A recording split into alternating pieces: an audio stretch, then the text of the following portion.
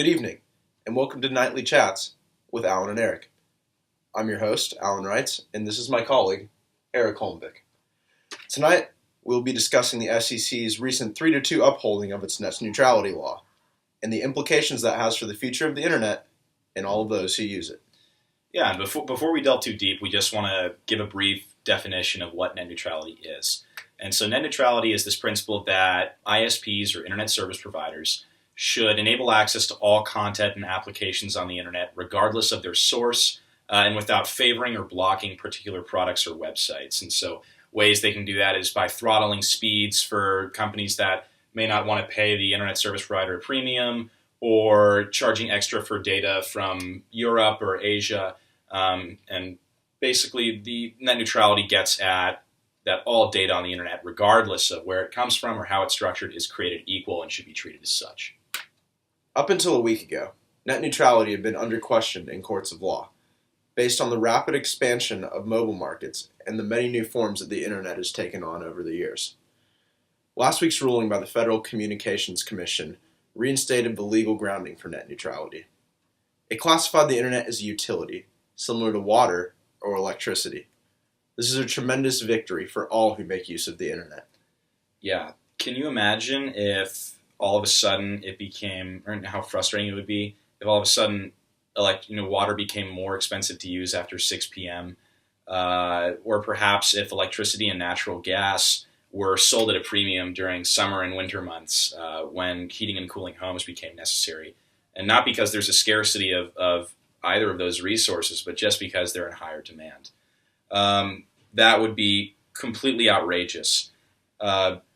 But because they're classified as a utility, they're protected under government law and antitrust, and their prices are federally regulated. However, these two giants are not. Comcast and Verizon currently operate as a duopoly for broadband service. Should they be allowed to price discriminate and conduct other economic tactics typical of monopolies? We think not.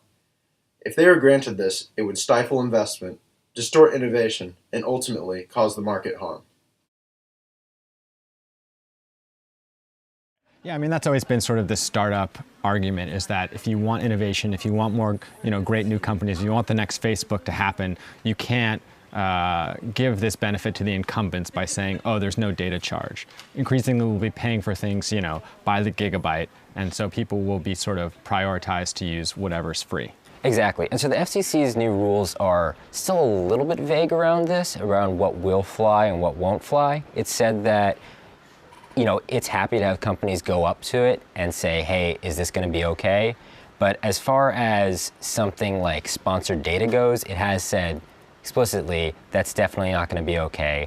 And so I think we probably are going to see a lot less of services like that. And then The internet is more than just a utility. It breathes life into the economic ideal of pure competition. Its use as a proliferator of fresh genius to smaller companies and individuals is something that should remain unimpeded by current industry titans. The rules would open the door for the first time for internet providers like Comcast and Verizon to charge tech companies to send content to consumers more quickly. Netflix, for example, might pay a premium to ensure that its customers can stream movies more reliably at a cost a startup competitor might not be able to afford. No, this cannot happen. Indeed, Mr. Oliver, this cannot happen. And thankfully, it didn't. Net neutrality's prevail and actual expansion to encompass more devices ensures the public that the pioneering, innovative ideas spread through the web will continue unhindered. A tremendous and necessary victory for this society. Indeed. On behalf of my esteemed colleague Erik and I, we thank you for tuning in and bid you good night. Take care.